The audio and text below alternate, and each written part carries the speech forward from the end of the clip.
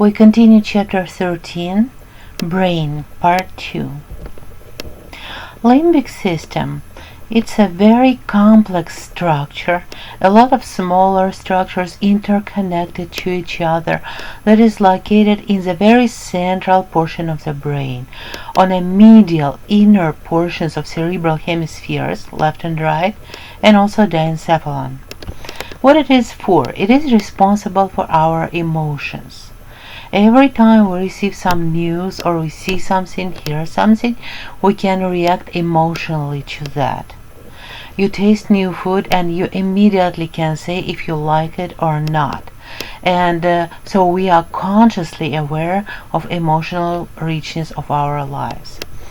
And we also memorize our emotions. When you see that food sometime later, you will remember if you liked it last time or not. How do we measure, how do we check the brain condition? We can measure electrical activity of the brain. Placing electrodes on the head and checking electrical activity of the brain and recording it is called electroencephalogram.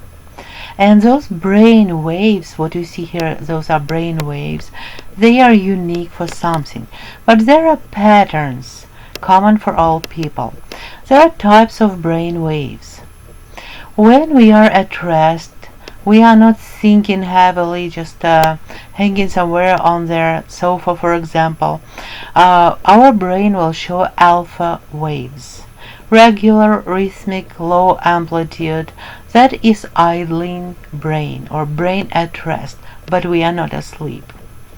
When we are mentally alert, like taking tests, talking to somebody, arguing, our brain will show beta waves, rhythmic and less regular. That is an active brain waves. Then when we are asleep, or also can be common in children when they are awake, are theta waves, even more irregular than beta waves. Finally, the most irregular, high amplitude are delta waves. They only show up in deep sleep, and if they show up when a person is awake, it means that there is some certain brain damage. So here it is. Awakened and mentally active, beta waves. Awakened but at rest, alpha waves. Sleeping, deep sleep, theta waves. And very deep sleep, delta. If it shows up in a person who is awake, it means brain damage. A state of the brain showed by brain waves can change. Waves will change with age. They change with sensory stimuli. When we see something or hear something during electroencephalogram, our brain waves change. Of course, any brain disease or brain damage will change them too. Electroencephalogram helps to diagnose brain tumors, infections, abscesses, epileptic lesions, other types of brain lesions, and other types of brain damage. When there is no electrical activity and a electroencephalogram shows flat line, it means the person is dead. That is clinical evidence of brain. Now think, if somebody doesn't have a heart rate, the heart is just stopped, are they dead already? Or if somebody stops breathing, are they dead? Not for a while. They can be resuscitated. So those are not signs of death, not evidence of death. And flat EEG always will be evidence of death. Consciousness. What is consciousness? It's conscious perception of sensation.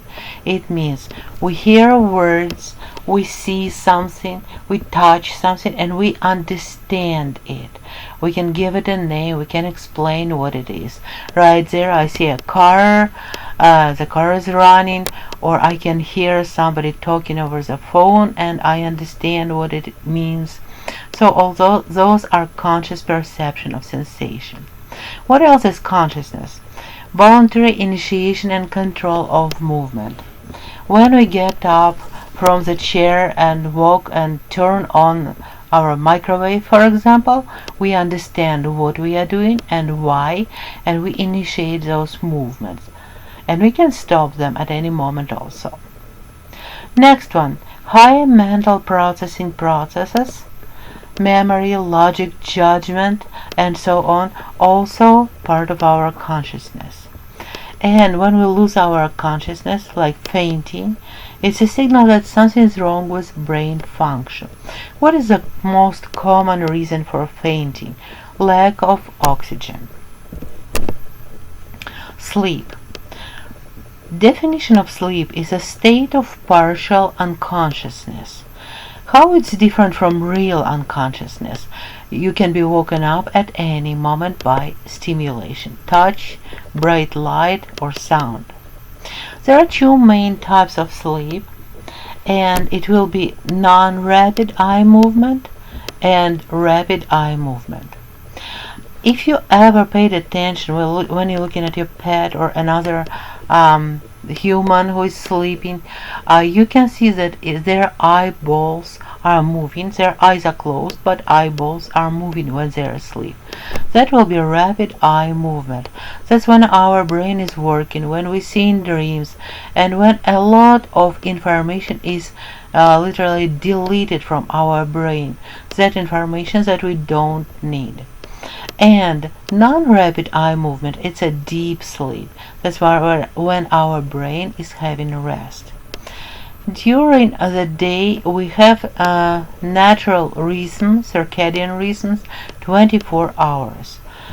And during the sleep itself, we also have certain patterns, sleep cycles. When we start falling asleep, we go to stage 1, and it mostly will be a rapid eye movement stage, shallow sleep. Then within an hour, we're going deeper and deeper into sleep from stages 2, 3 to 4.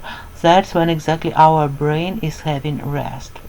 There are a few of those cycles during the night, and the easiest time to wake somebody up is when you're waking them up during REM stage, and it's very difficult to wake somebody up when they are in stage 4 or stage 3.